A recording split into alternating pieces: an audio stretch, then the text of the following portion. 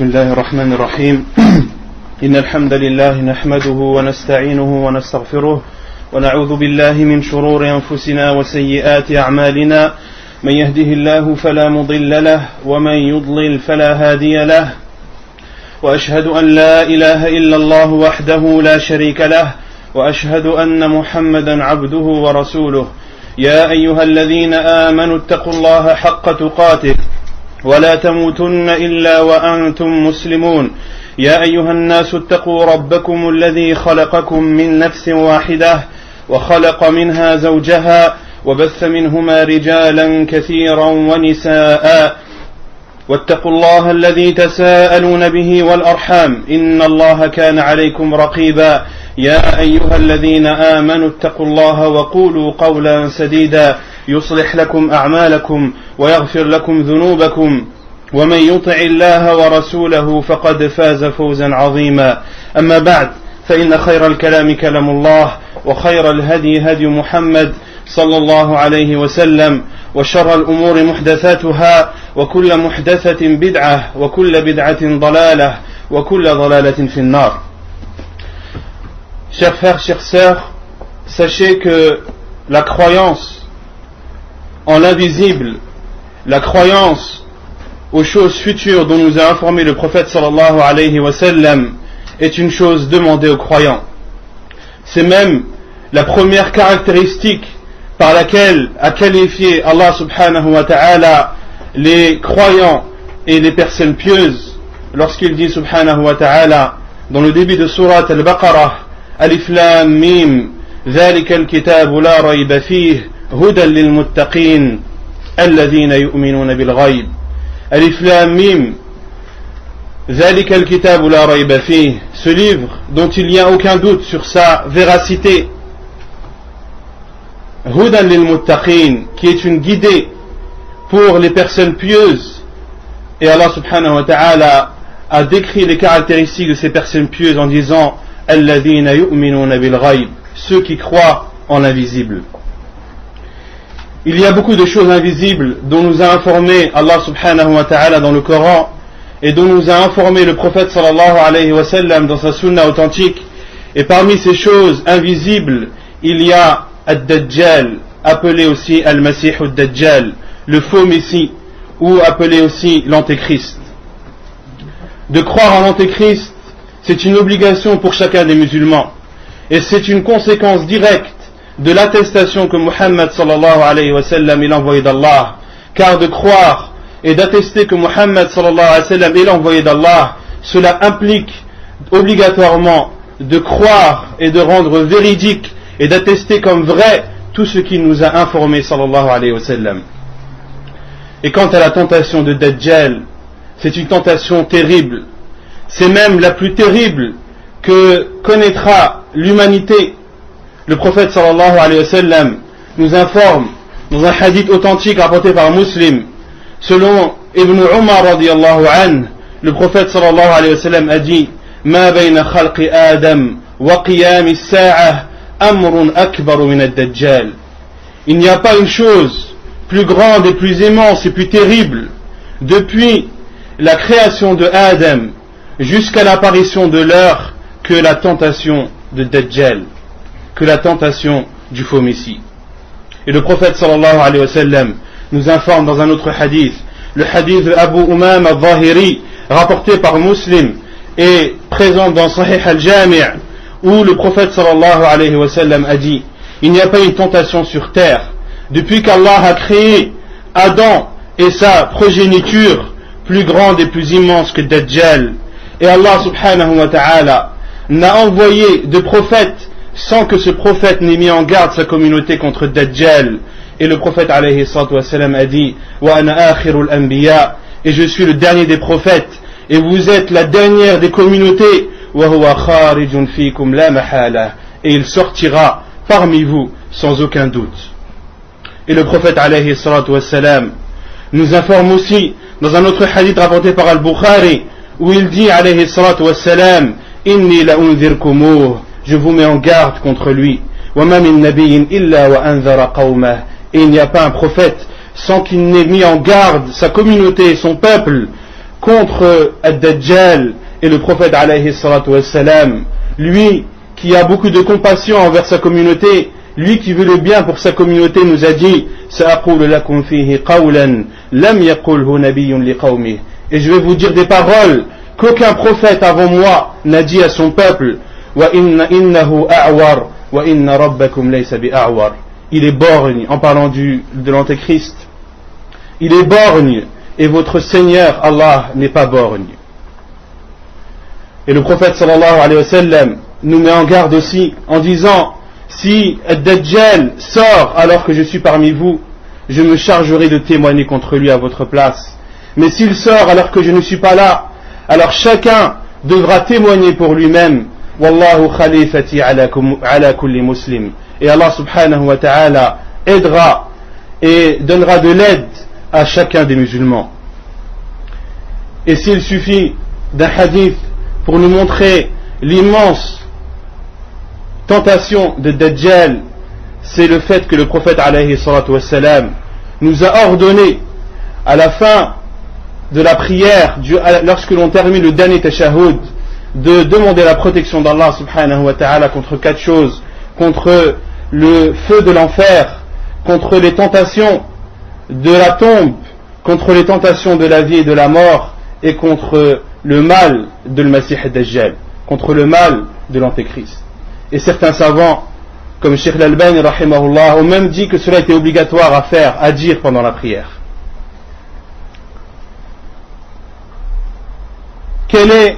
À quelle époque l'antéchrist sortira-t-il? À quelle époque est-ce qu'il apparaîtra?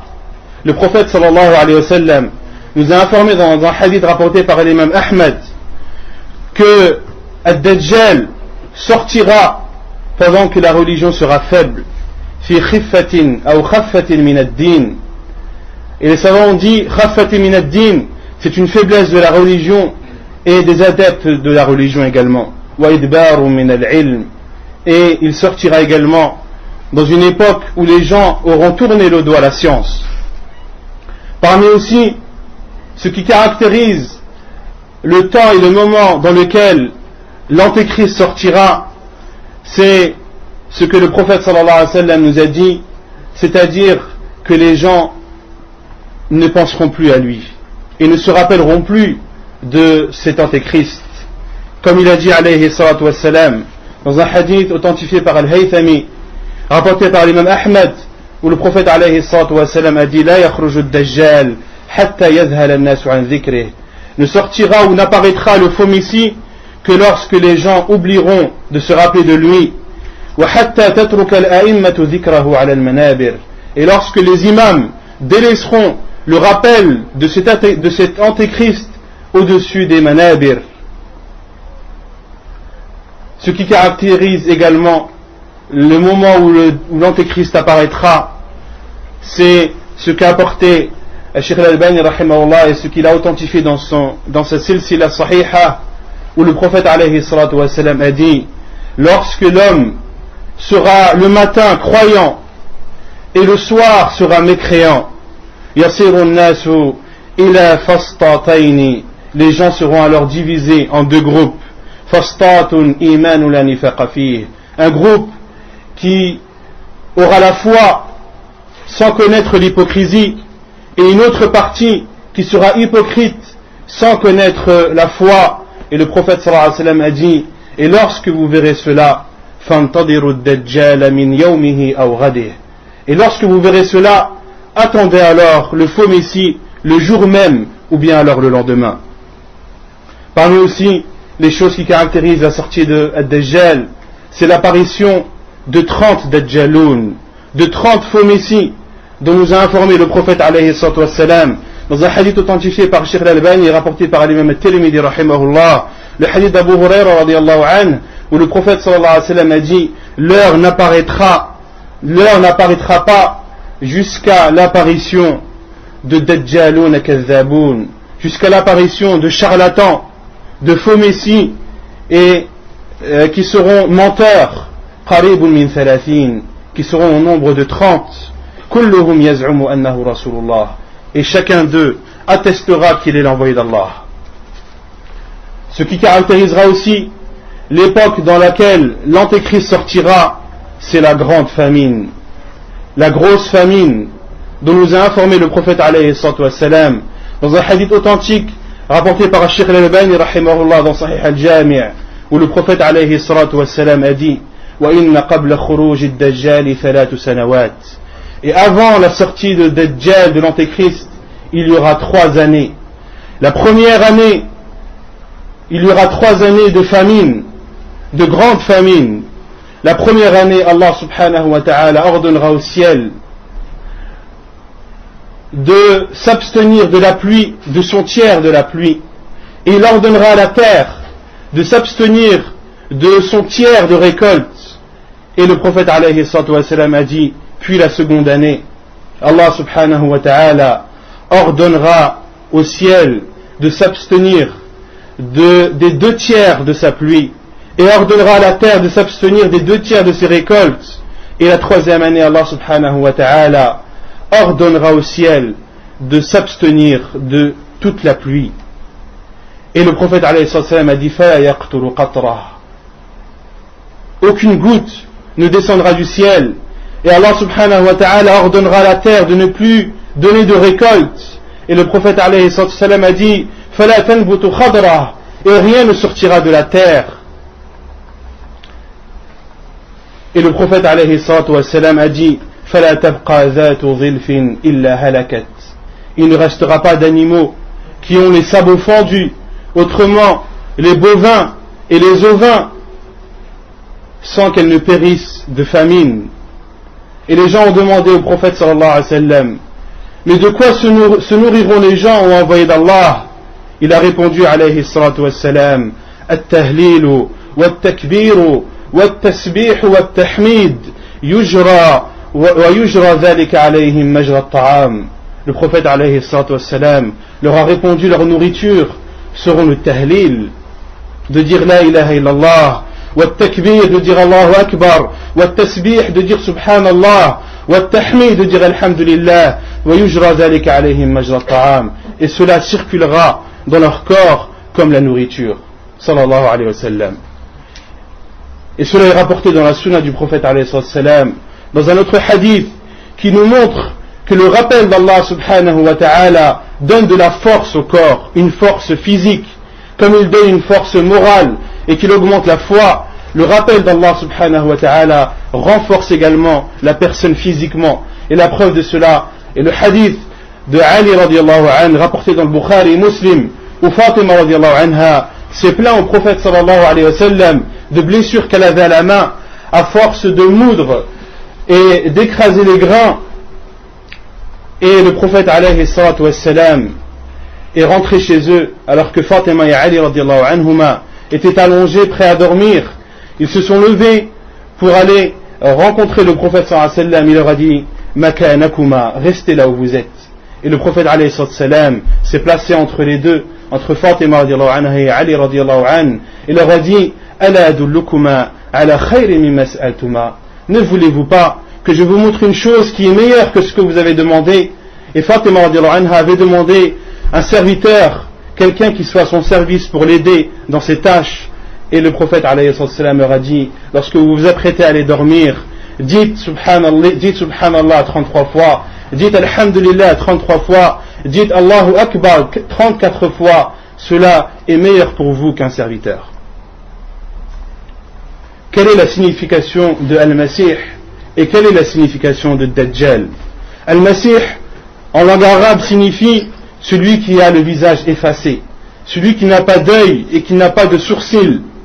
Et le terme Al-Masih est employé à la fois pour Al-Masih al-Dajjal, mais aussi pour Al-Masih Isa ibn Maryam, Jésus, le fils de Marie.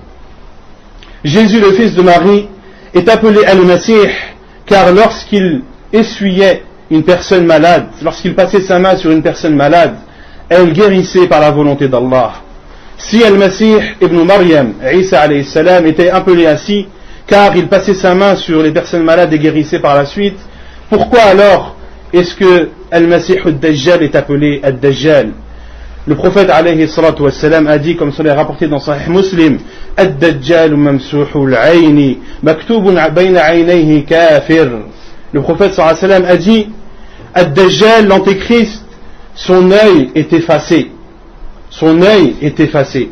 Mamsuhul ayn, d'où l'appellation de Dajjal al-Masih. Et d'autres savants ont dit, il est appelé al-Masih, il est appelé celui qui essuie, car il essuiera la terre. Il parcourra la terre dans sa totalité, dans sa globalité, et ne laissera aucun endroit sans y aller autre que la Mecque et Médine. Il a été appelé Ad-Dajjal car il recouvre la vérité par son mal et par sa fausseté, car le terme Dajjala en arabe veut dire recouvrir. Lorsque l'on dit Dajjal al-ina'u bil-dhahab, le récipient est recouvert d'or. Dujila al-ina'u bil-dhahab ay ghattahu.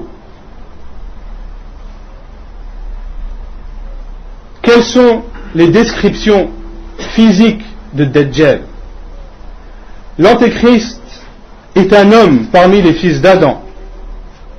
Et il y a beaucoup de caractéristiques rapportées dans les hadiths du prophète sallallahu alayhi wa sallam, dans les hadiths authentiques, où le prophète sallallahu alayhi wa sallam nous donne la description de Dajjal de façon très précise, afin de mettre sa communauté en garde contre ce faux messie, car sa tentation est immense, et par la même façon, comme sa tentation est immense, le prophète sallallahu alayhi wa sallam nous a donné le plus de détails possible. C'est pour cela que dans l'autre hadith que l'on a cité, le prophète sallallahu alayhi wa sallam nous a donné des détails qu'aucun envoyé n'a donné à son peuple. Selon Ubadah ibn Samit radiyallahu anhu, le prophète sallallahu alayhi wa sallam a dit: je vous ai parlé de l'antéchrist jusqu'à avoir peur que vous ne compreniez pas. Hatta khashitu an la ta'qilu. Le prophète sallallahu alayhi wa sallam a tellement parlé du faux messie à ses compagnons qu'il avait peur que cela soit confus dans leur tête. Et le prophète sallallahu alayhi wa sallam a dit: Inna al-Masih ad-Dajjal rajulun qasir. L'antéchrist est un homme de petite taille. L'antéchrist est un homme de petite taille. Ensuite, le prophète sallallahu alayhi wa sallam a dit afja'.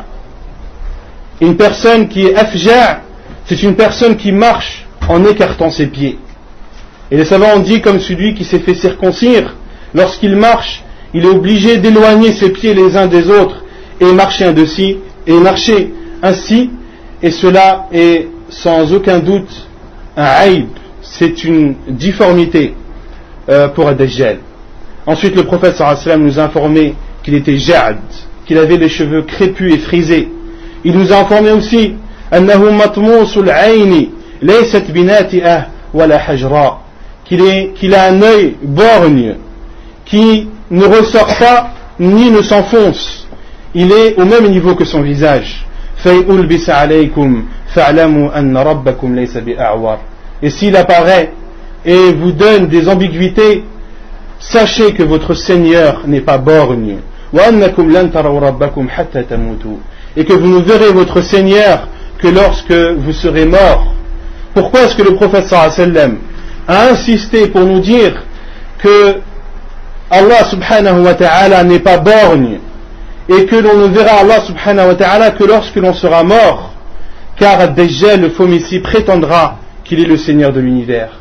Il prétendra que c'est lui Allah, que c'est lui qui donne la pourvoyance, que c'est lui qui donne la vie et la mort, que celui qui a le contrôle de l'univers. Il prétendra cela, et beaucoup de gens le suivront. Et le prophète sallallahu alayhi wa sallam a informé et a insisté sur le fait qu'Allah subhanahu wa ta'ala n'est pas borgne.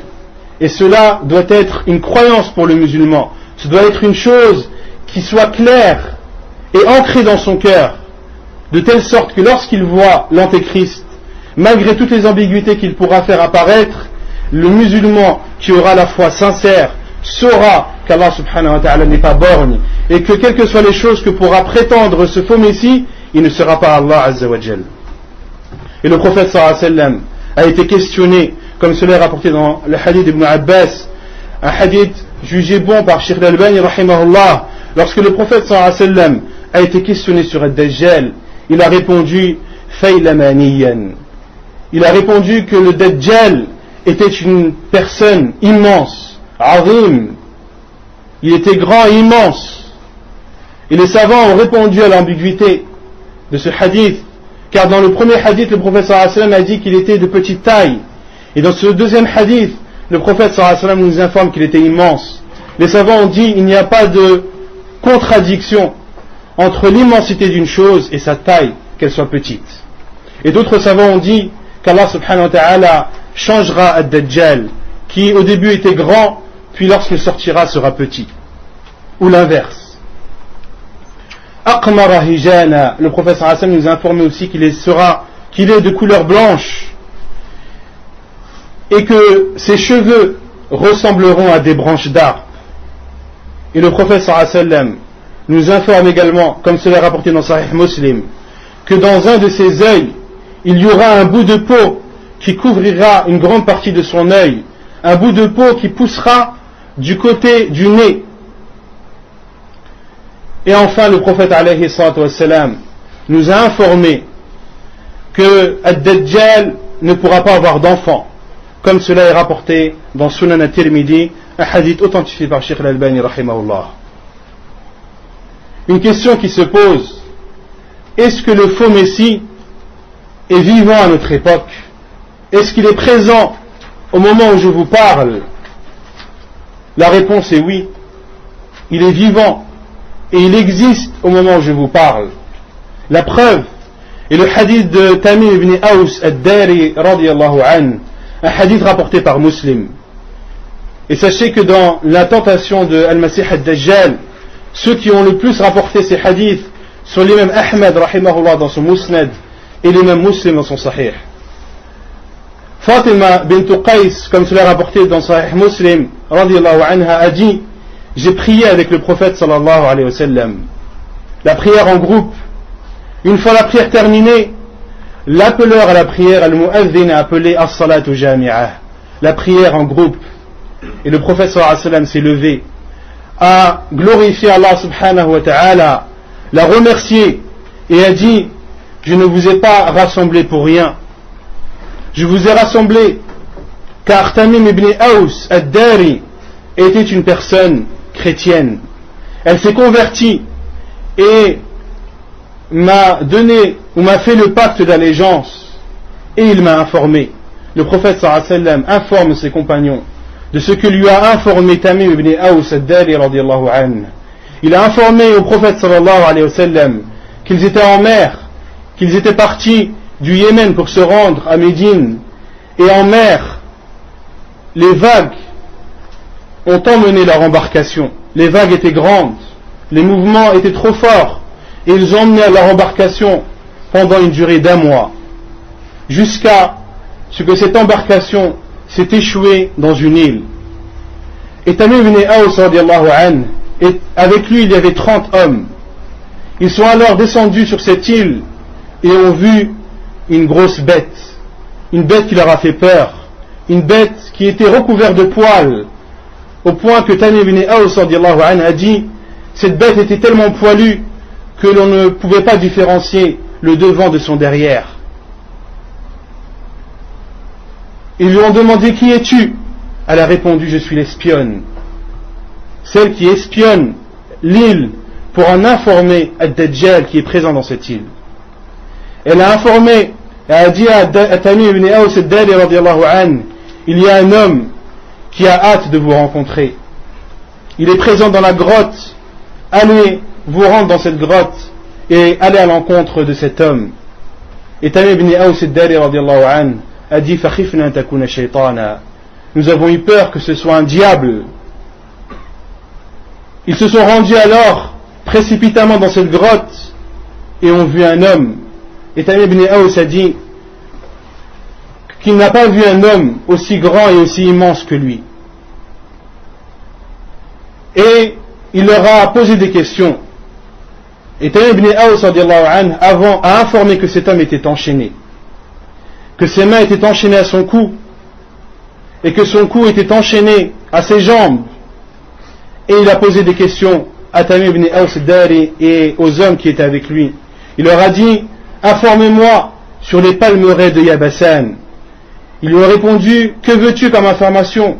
Il a répondu, est-ce qu'ils donnent des fruits? Est-ce qu'ils donnent des dattes? Ils ont répondu oui. Il a dit, il viendra un moment où ils ne donneront plus dates. Ils ne donneront plus de dates. Il leur a dit, informez-moi sur la petite mer appelée At-Tabariyah. Ils lui ont répondu, que veux-tu savoir? Il leur a dit, est-ce que son eau est en grande quantité? Ils lui ont répondu oui. Il leur a dit, il viendra un moment où il n'y aura plus d'eau. Il leur a demandé, informez-moi sur la source de Zarar. Ils ont répondu, que veux-tu savoir? Il a dit, est-ce que son eau est en grande quantité? Et est-ce que les personnes présentes à sa proximité utilisent cette eau pour leur récolte? Ils ont répondu oui, son eau est en grande quantité. Et oui, ces personnes utilisent cette eau pour leur récolte. Et il viendra un moment où il n'y aura plus d'eau et les gens ne pourront plus récolter.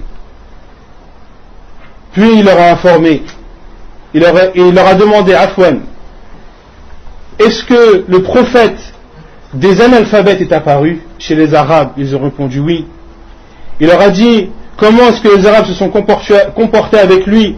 Ils ont répondu, ils l'ont combattu, mais il a réussi à prendre le dessus. Ensuite, il a réussi à prendre le dessus, et beaucoup parmi eux lui ont obéi. Et cet homme a dit, ils ont raison de lui obéir. Et ensuite, il leur a informé de qui il était. Il leur a dit qu'il était Al-Masih Ad-Dajjal, qu'il était le faux Messie. Et qu'Allah subhanahu wa ta'ala lui permettra de sortir.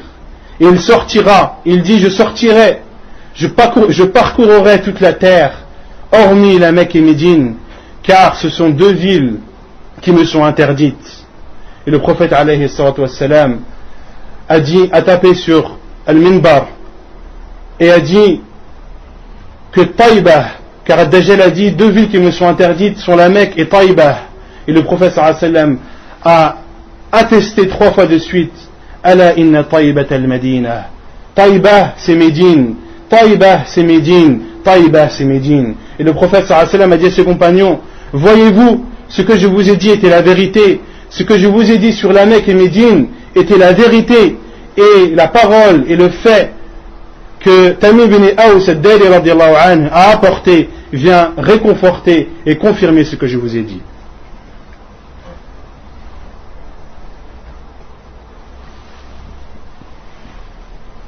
Est-ce qu'il peut paraître étrange que le Messie ad-Dajjal soit vivant à l'époque du prophète sallallahu alayhi wa sallam et qu'il soit vivant à notre époque? Non, cela n'est pas étrange, car Allah subhanahu wa ta'ala est capable de toutes choses. Nuh alayhi salam n'a-t-il pas prêché son peuple pendant 950 ans? 950 ans était uniquement la période de son prêche, ce n'est pas la totalité du terme de sa vie. Et cela ne peut pas être nié, car Allah subhanahu wa ta'ala nous en a informé dans le Coran. فَلَبِثَ فِي قَوْمِهِ أَلْفَ سَنَةٍ إِلَّا 50 عَامًا. Il est resté au sein de son peuple 1000 moins 50 années. De quel endroit le faux Messie va-t-il sortir? Le prophète sallallahu alayhi wa sallam nous informe, comme cela est rapporté dans Sahih al-Jami' de Sheikh al-Albani rahimahullah, où le prophète sallallahu alayhi wa sallam a dit, il sortira d'une route entre le Sham et l'Irak.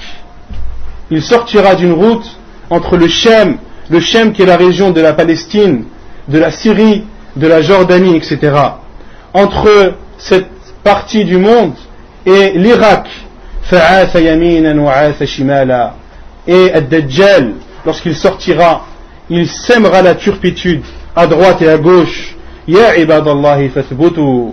Et c'est là où le prophète sallallahu alayhi wa sallam a dit, ô vous les esclaves d'Allah, ô vous les serviteurs d'Allah, soyez fermes dans votre foi et dans votre position et dans votre condamnation de ce faux Messie.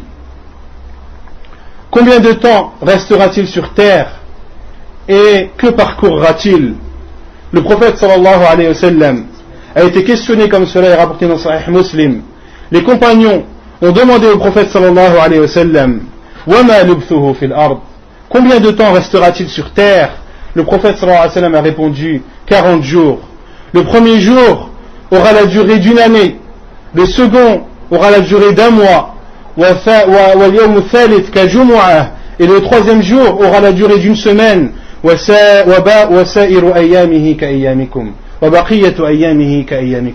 et le reste des jours comme vos jours. Et les 37 derniers jours auront la même durée que les jours que l'on connaît maintenant. Et les compagnons du prophète sallallahu alayhi wa sallam ont demandé au prophète alayhi salatu wa sallam, ô envoyé d'Allah, dans ce jour qui aura la durée d'une année, comment devrons-nous, est-ce qu'une prière d'un jour nous suffira? Et le prophète alayhi salatu wa sallam a dit, là, non, uqduru lahu qadrah, mais faites cela proportionnellement, faites vos prières proportionnellement aux journées que vous connaissez. Et les savants ont déduit de ce hadith que les personnes qui vivent dans des endroits où il y a la nuit ou le jour pendant des mois et des mois, de se fier au pays le plus proche d'eux, qui connaît des jours normaux, et de régler leurs heures de prière à ce pays qui est proche.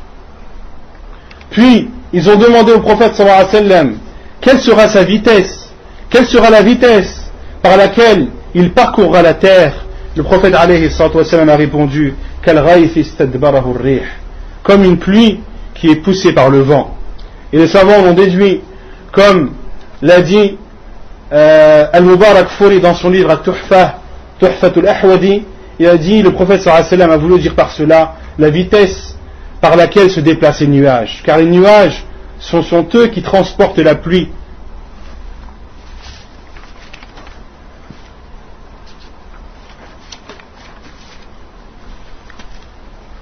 Et le prophète sallallahu alayhi wa sallam nous a informé également, comme cela est rapporté dans le Musnad de l'imam Ahmad, un hadith authentifié par Sheikh al-Albani, que le Messie ad-Dajjal, que le faux Messie, montera sur un âne, sa monture sera un âne.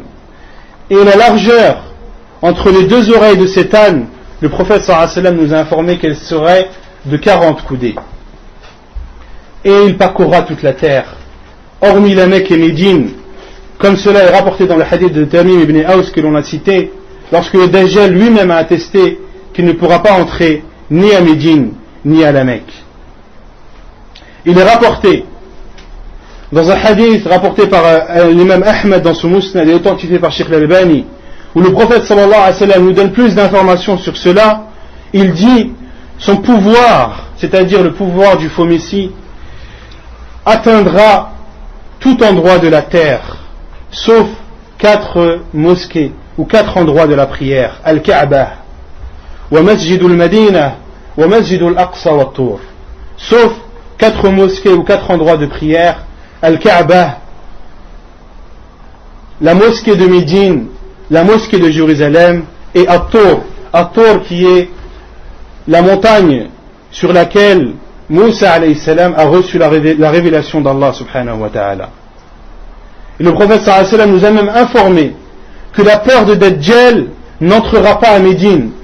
Dajjal n'entrera pas à Médine physiquement, mais la peur qu'il pourra dégager n'atteindra pas Médine également, comme nous en a informé le prophète sallallahu alayhi wa sallam dans un hadith rapporté par Al-Bukhari, La yadkhulu al-madinata ru'bu al-masih ad-dajjal, n'entrera pas à Médine la peur et la frayeur de l'Antéchrist.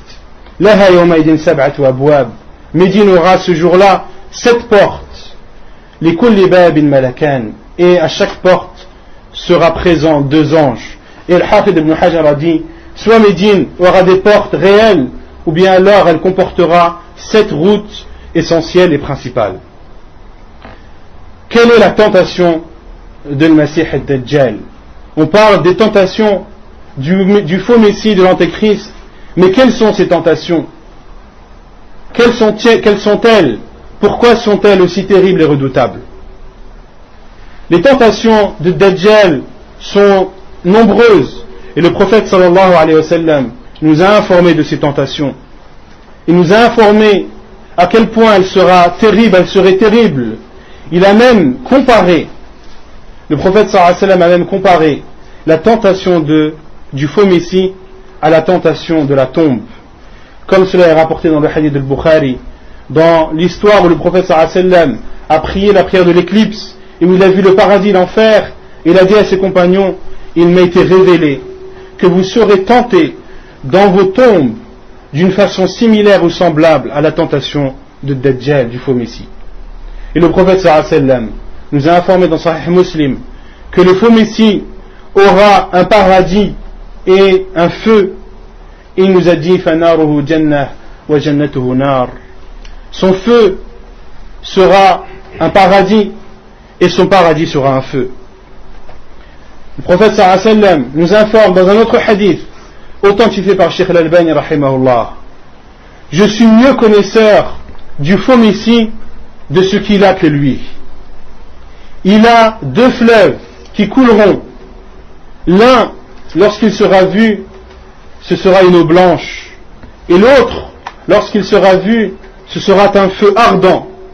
Le faux Messie aura donc deux fleuves, un fleuve d'eau blanche et un fleuve de feu ardent. Le prophète sallallahu alayhi wa sallam a dit: si l'un d'entre vous le rencontre, qu'il se dirige vers ce fleuve qu'il voit comme feu ardent, qu'il ferme ses yeux, puis qu'il baisse sa tête, qu'il entre sa tête dans ce feu, et qu'il boit de ce feu, car c'est une eau fraîche. Et dans une autre version, le prophète sallallahu alayhi wa sallam a dit: et celui d'entre vous qui sera tenté par ce feu, qu'il demande l'aide d'Allah, qu'il demande le secours d'Allah, et qu'il lit sur Ad-Dajjal les débuts de Surat Al-Kahf, car elle sera une barrière, une protection contre lui. Et Al-Mughira ibn Shu'ba radiyallahu anhu, comme cela est rapporté dans Sahih Muslim, a dit: je suis parmi les compagnons celui qui a le plus posé de questions au prophète sallallahu alayhi wa sallam concernant le faux Messie. Au point où le prophète sallallahu alayhi wa sallam lui a dit: mais pourquoi as-tu aussi peur? Et Al-Mughira ibn Shu'ba a dit: car les gens disent qu'il aura avec lui des fleuves d'eau et des montagnes de pain. Et le prophète sallallahu alayhi wa sallam a dit: huwa ahwanu ala Allah min dhalik. Le prophète sallallahu alayhi wa sallam a dit: malgré tout ce qu'il a, il ne représente rien chez Allah. On a dit précédemment que le faux Messie apparaîtra pendant une période de grande famine, une famine sans précédent. Et le faux Messie aura en sa possession des fleuves d'eau et des montagnes de pain. Et dans une autre version de Muslim, le prophète sallallahu alayhi wa sallam a dit: ma'ahu jibalu min khubzin wa lahmin wa nahrin min ma'. Il aura des montagnes de pain, de viande, et il aura des fleuves d'eau. Et dans une autre version, le prophète sallallahu alayhi wa sallam a dit: inna ma'ahu at-ta'am wa ash-sharab. Il aura avec lui de la nourriture et des boissons. Ce sera un moyen pour lui de tenter les gens, et d'où le fait que la tentation de l'Antéchrist soit décrite comme terrible, car les gens seront affamés, et ils seront attirés et baveront devant la nourriture et devant l'eau. Parmi aussi les tentations de Masih ad-Dajjal, c'est qu'il ordonnera au ciel de pleuvoir, et il ordonnera à la terre de sortir ses récoltes, comme cela est rapporté dans Sahih Muslim selon Nawas ibn Sam'an.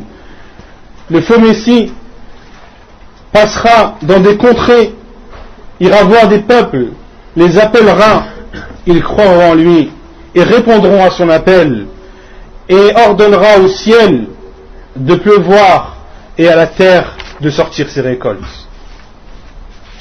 Parmi aussi ces tentations, c'est qu'il passera chez des peuples qui refuseront de croire en lui.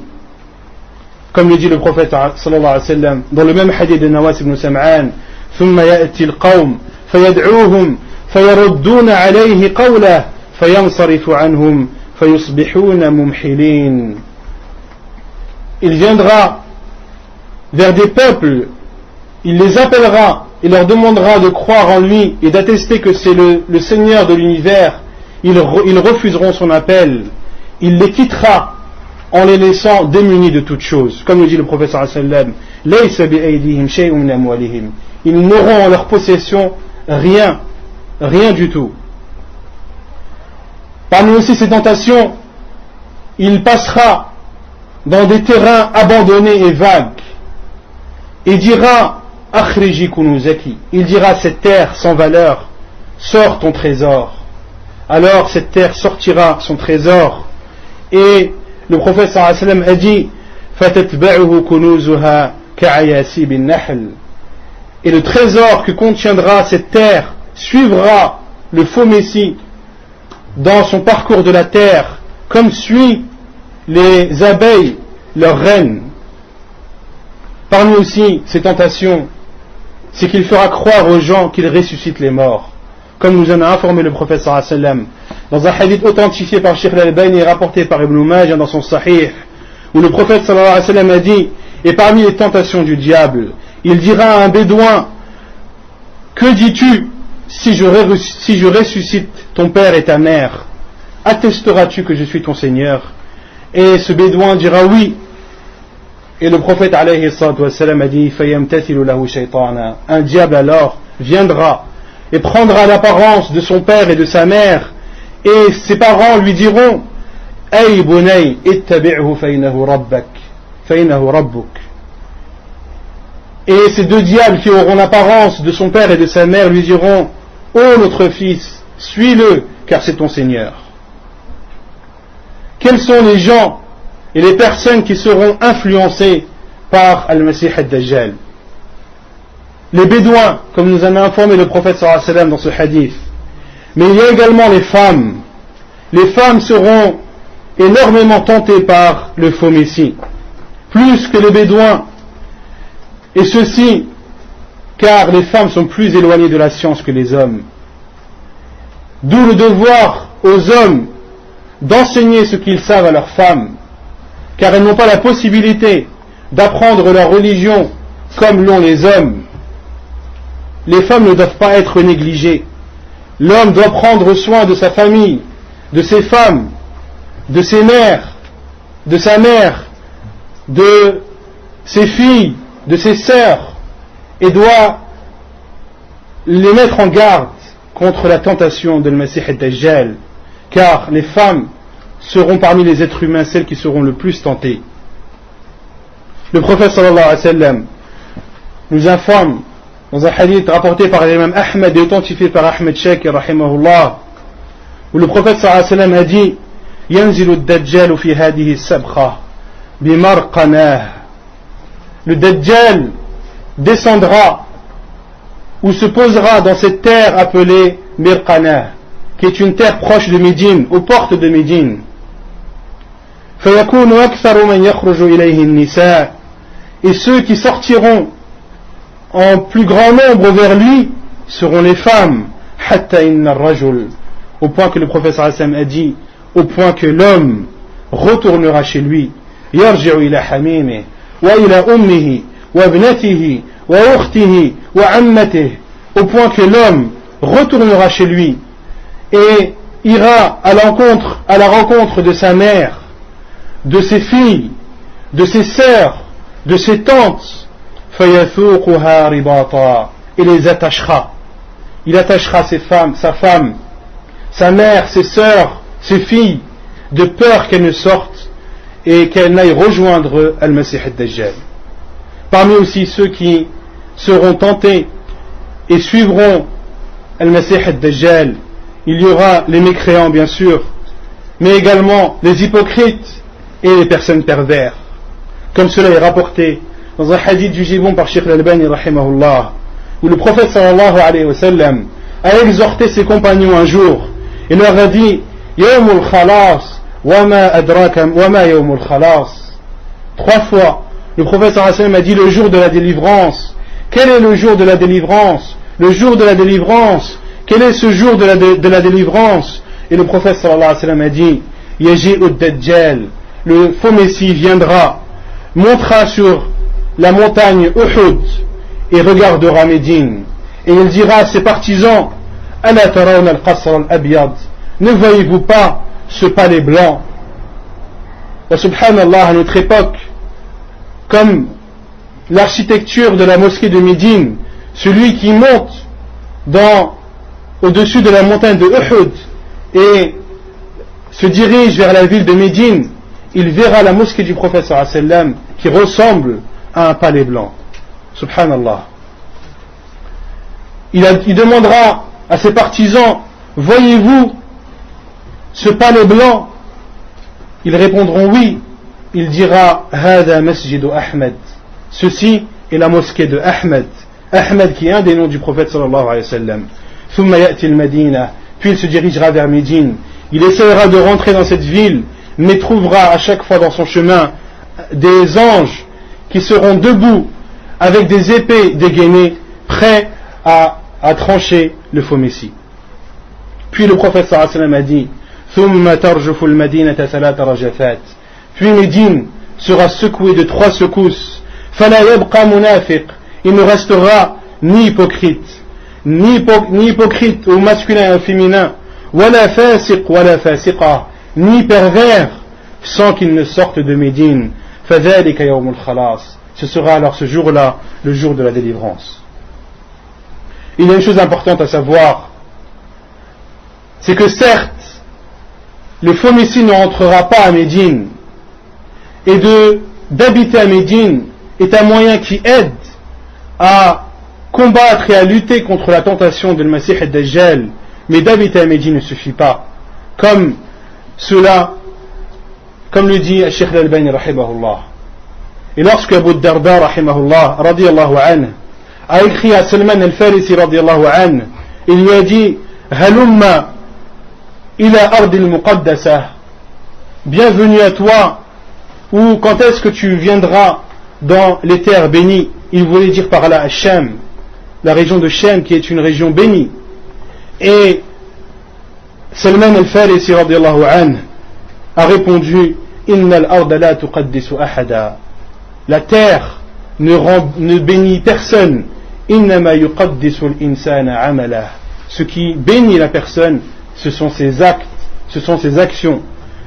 Et Cheikh al-Albani rahimahullah a dit, il y a dans cela une preuve que la première cause à avoir et la première chose qui t'aidera à lutter contre la tentation du faux messie, ce sera ta foi véridique et tes actes pieux. C'est la plus grande cause à faire et c'est la cause principale. Et de se rendre à Médine et de vivre à Médine est une cause secondaire, et la cause secondaire n'est pas bénéfique à la personne lorsqu'elle ne prend pas en considération la cause primaire et la plus importante qui est la croyance en Allah subhanahu wa ta'ala et de faire des actes pieux. Le début de la fin de l'Antéchrist apparaîtra comme le prophète sallallahu alayhi wa sallam nous en a informé dans le hadith d'Abu Sa'id al-Khudri radiyallahu anhu, rapporté par Muslim, où le prophète sallallahu alayhi wa sallam nous informe qu'un jeune sortira de Médine. Et le prophète sallallahu alayhi wa sallam a dit dans le hadith wa huwa min khayrin nas, et il fait partie des meilleurs des gens. Il sortira de Médine lorsque Ad-Dajjal sera dans cet endroit que l'on a cité, Mirmaqah. Et le prophète sallallahu alayhi wa sallam nous a informé que Ad-Dajjal plantera ses tentes à cet endroit. Il restera longtemps dans cet endroit aux portes de Médine. Et ce jeune croyant de Médine, qui fait partie des meilleurs des gens, sortira de Médine et rencontrera des soldats armés du faux messie. Ils lui demanderont où vas-tu? Que cherches-tu? Il dira je cherche et je veux rencontrer le faux messie. Ils voudront alors le tuer, et les uns diront aux autres ne le tuez pas, vous savez très bien que le faux messie ne veut pas que l'on tue à sa place. Ils l'emmèneront alors jusqu'au Masih ad-Dajjal, et lorsque le faux messie le verra, il saura qui il est. Lorsque le jeune le verra, il saura qui il est. Il lui dira Anta al-Masih al-Kadhab, tu es le faux messie, celui qui ment, celui dont nous a informé le prophète sallallahu alayhi wa sallam, et celui dont le prophète sallallahu alayhi wa sallam nous a mis en garde. Il ordonnera alors à ses soldats d'attraper ce jeune homme et de le rouer de coups dans son ventre et dans son dos. Ensuite, Ad-Dajjal lui dira crois-tu en moi? Il dira non, tu es le faux Messie, celui dont le prophète sallallahu alayhi wa sallam nous a mis en garde. Il dira alors à ses soldats de l'écarter. Il placera une scie au milieu de sa tête et le coupera en deux. Puis il marchera entre ces deux morceaux. Et dans une autre version, le prophète sallallahu alayhi wa sallam a dit, il le frappera tellement fort que ces deux morceaux seront éloignés la distance que parcourt une flèche lorsqu'elle est lancée d'un arc.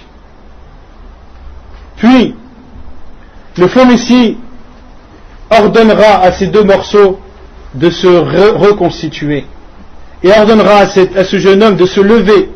Et le prophète sallallahu alayhi wa sallam nous dit, et il se lèvera avec un sourire en rigolant. Puis le Messie ad-Dajjal dira, crois-tu en moi? Il lui dira non, bien au contraire, j'ai maintenant la certitude que tu es le faux Messie dont nous a mis en garde le prophète sallallahu alayhi wa sallam.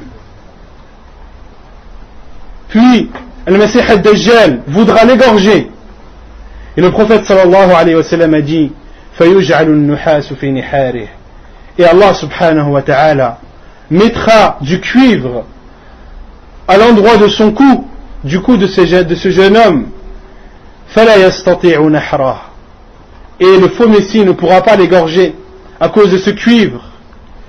Et le prophète sallallahu alayhi wa sallam nous dit, il le prendra alors par ses mains et par ses pieds et le jettera dans ce qui apparaîtra le feu, mais qui est en vérité le paradis. Et le prophète sallallahu alayhi wa sallam a dit, فَهُوَ خَيْرُ شَهِيدٍ إِسْتُشْهِدَ لِرَبِّ الْعَالَمِينَ أو كما قال صلى الله عليه وسلم. Et le prophète sallallahu alayhi wa sallam a dit, et ce jeune homme sera le meilleur des martyrs auprès du Seigneur de l'univers. Puis, comment est-ce que le faux Messie périra? Comment est-ce qu'il sera tué? Lorsqu'il aura jeté ce jeune homme dans ce feu, qui sera en apparence feu, mais qui est un paradis, les anges pousseront et expulseront le faux Messie et sa troupe en direction du Shem. En direction du Shem. Et là-bas, le faux Messie se dirigera vers une montagne appelée Ilia. Et il combattra les musulmans là-bas. Il y aura un combat qui sera dur pour les musulmans. Et pendant le combat, des hommes ont dit, parmi les musulmans, qu'attendez-vous pour vous soulever contre lui? Soit vous le tuerez, ou bien alors vous rencontrerez votre Seigneur. Ils se mettront alors d'accord pour aller le combattre le lendemain matin. Et pendant la prière de Subh, leur prière sera dirigée par un homme vertueux, comme le dit le prophète sallallahu alayhi wa sallam, Rajulun Salih, qui n'est autre que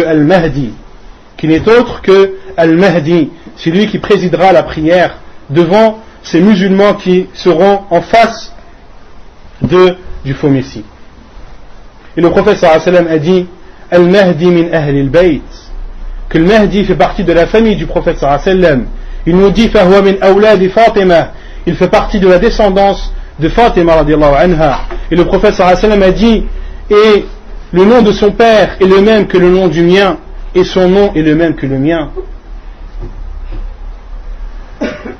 Puis, lorsque Al-Mahdi voudra présider la prière, c'est à ce moment que Isa alayhi salam, Jésus fils de Marie, descendra du ciel à Damas, dans un endroit connu à Damas, et le prophète sallallahu alayhi wa sallam nous informe qu'il descendra en posant chacune de ses mains sur les ailes de deux anges qui le supporteront. Puis Isa alayhi salam se rendra à l'endroit où ces musulmans prient à Subh, et lorsque le Mahdi le verra, il reculera pour laisser sa place à Isa alayhi salam, et Isa alayhi salam posera sa main entre ses épaules et lui dira laka uqimat, c'est pour toi qu'elle a été annoncée, préside la prière. Et lorsqu'ils prieront, et lorsque le Mahdi alayhi salam radiyallahu anhu se relèvera de son inclinaison, les musulmans diront Sami'a Allahu liman hamidah, et Isa alayhi salam dira également Sami'a Allahu liman hamidah Allahumma ahlik al-Masih ad-Dajjal wazhar waj'al al-muslimina zahirin ou kama qala sallallahu alayhi wa sallam. Et Isa alayhi salam, lorsque lui se relèvera de son inclinaison, il dira Sami'a Allahu liman hamidah, puis invoquera et dira ô Allah, fais périr le faux Messie et donne la victoire aux musulmans. Puis, lorsque la prière sera terminée, Isa alayhi salam ordonnera qu'on ouvre la porte de la mosquée. Et lorsque la porte sera ouverte, apparaîtra Dajjal, avec lui son armée. Et Isa alayhi salam se mettra alors à la poursuite de Dajjal. Et le prophète sallallahu alayhi wa sallam nous a informé que lorsque Dajjal verra Isa alayhi salam, فَإِنَّهُ يَذُوبُ كَمَا يَذُوبُ الْمِلْحُ فِي الْمَاءِ, qu'il fondra comme fond le sel dans l'eau.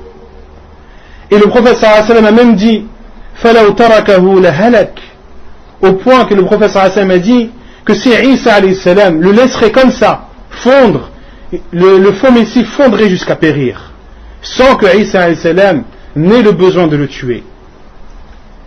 Et c'est là où Al-Masih ad-Dajjal, le faux Messie, se sauvera, et Isa alayhi salam partira à sa poursuite et le tuera avec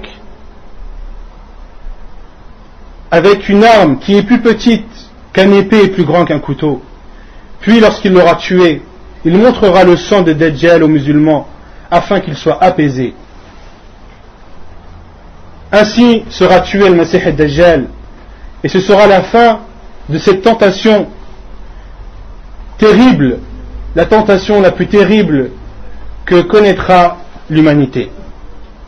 Puis enfin, quels sont les moyens qui nous permettent de nous préserver et de nous protéger de la tentation de le Masih ad-Dajjal? La première, c'est al-aqidatu as-sahiha, c'est la croyance vraie et véridique. C'est de croire avec certitude, de croire sans aucun doute tout ce dont le prophète sallallahu alayhi wa sallam nous a informé, de croire en Allah subhanahu wa ta'ala, en ses noms et en ses attributs, de croire avec certitude, sans aucun doute, qu'Allah subhanahu wa ta'ala n'est pas borgne, et qu'Allah subhanahu wa ta'ala ne peut être vu dans ce monde d'ici-bas, au point que certains savants ont même dit que c'était de la mécréance de dire que l'on a vu Allah dans cette vie d'ici-bas.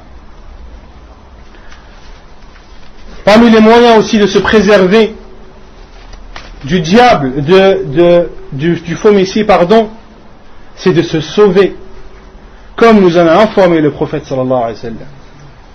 Il a dit, lorsque l'un d'entre vous rencontre le faux Messie, qu'il s'éloigne de lui, qu'il se sauve de lui.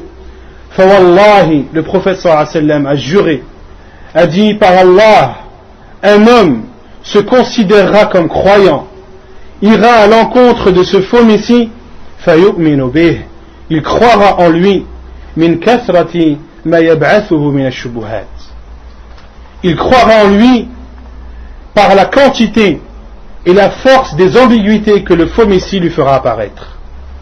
Donc parmi les moyens de se préserver, c'est tout simplement de se sauver. Man sabi'a bihi falyal'a an, celui qui entend de parler de lui, celui qui sait qu'il est à proximité, qu'il se sauve. Parmi aussi les moyens qui te permettent d'aider et de te préserver de la tentation du faux Messie, c'est d'habiter à Médine ou à la Mecque. Et le prophète sallallahu alayhi wa sallam nous a aussi informé d'une invocation à dire si l'on est amené à rencontrer le faux Messie. Le hadith est rapporté dans As-Silsila Sahiha de Sheikh Al-Albani rahimahullah, authentifié par lui-même, où le prophète sallallahu alayhi wa sallam a dit wa innahu sayaqulu ana rabbukum, et le faux Messie dira je suis votre Seigneur. faman qala lasta rabbana ولكن ربنا الله عليه توكلنا وإليه أنبنا نعوذ بالله من شرك لم يكن عليه سلطان. Le prophète sallallahu alayhi wa sallam a dit, il prétendra que c'est votre Seigneur. Dites-lui, celui qui parmi vous l'entend dire cela, qui lui dise, Lesta Rabbana, tu n'es pas notre Seigneur, Lakinna Rabbana Allahu, mais notre Seigneur c'est Allah, alayhi tawakkalna, c'est en lui que nous plaçons notre confiance, wa ilayhi anabna, et c'est vers lui que nous retournons, na'udhu billahi min sharrik, nous demandons la protection d'Allah contre ton mal. Et le prophète sallallahu alayhi wa sallam a dit, lam yakun alayhi sultan, à ce moment le faux messie n'aura aucun pouvoir sur toi.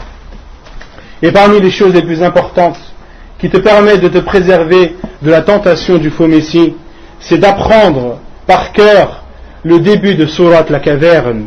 Comme le dit le prophète sallallahu alayhi wa sallam, man adrakahu minkum falyaqra alayhi fawatihu suratil kahf. Celui qui parmi vous le rencontre, qu'il lise sur lui les débuts de Surat al-Kahf, comme cela est rapporté dans Sahih Muslim. Et dans un autre hadith, où le prophète sallallahu alayhi wa sallam nous précise quels sont ces versets, il dit man hafidha 10 ayatin min awwal surati al-Kahf usima min ad-dajjal. Celui qui apprend par cœur les 10 premiers versets de Surat la caverne, il sera épargné du faux messie. Hadith rapporté par Muslim.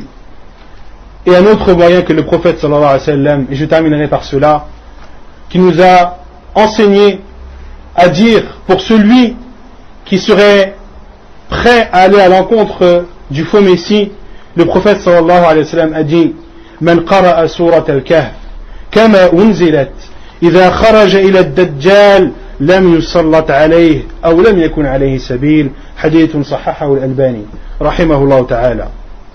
Celui qui lit la sourate, la caverne, comme elle a été descendue, puis sort pour aller rencontrer et aller à l'encontre du faux messie, il n'aura alors aucun pouvoir sur lui. C'est-à-dire que le faux messie n'aura aucun pouvoir sur ce musulman qui aura lu cette sourate, la caverne, comme elle a été révélée. Ainsi se termine cette conférence sur la tentation du faux messie, une tentation qui, comme vous le savez, est terrible.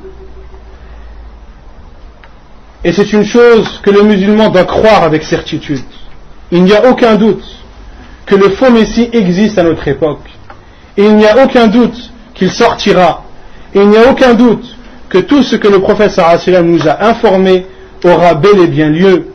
À nous donc de nous préparer à cette rencontre, si cette rencontre doit avoir lieu avec nous, et nous demandons à Allah subhanahu wa ta'ala de nous faire mourir avant et de ne pas connaître cette tentation de peur de délaisser notre religion, de la délaisser du jour au lendemain, comme nous en a informé le prophète sallallahu alayhi wa sallam, yusbihu ar-rajulu mu'mina wa yumsi kafira, qu'un homme sera le matin croyant et le soir mécréant. فنسأل الله تبارك وتعالى أن يرينا الحق حقا وأن يرزقنا اتباعه وأن يرينا الباطل باطلا وأن يرزقنا اجتنابه. Nous demandons à Allah subhanahu wa ta'ala de nous montrer la vérité comme elle est et de nous aider à la suivre et de nous montrer le mal et le faux comme il est et de nous aider à nous en abstenir. وصلى الله وسلم وبارك على نبينا محمد وعلى آله وصحبه أجمعين وآخر دعوانا أن الحمد لله رب العالمين.